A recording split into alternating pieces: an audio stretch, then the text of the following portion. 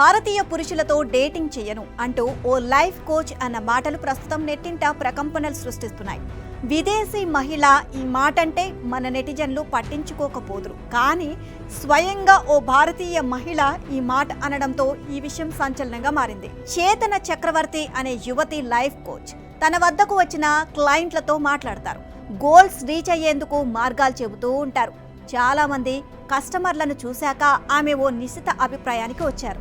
ఆమె తీసుకున్న నిర్ణయం ఆశ్చర్యం కలిగించక మానదు. అయితే తన నిర్ణయానికి గల కారణాలను ఆమె వివరంగా చెప్పుకొచ్చింది.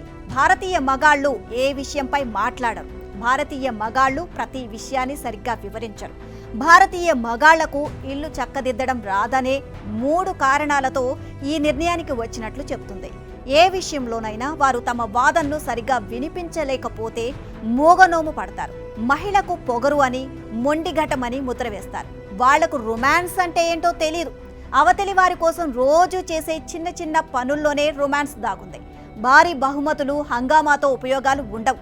భారతీయ పురుషులకు ఇంటిని శుభ్రంగా ఉంచుకోవడం తెలియదు.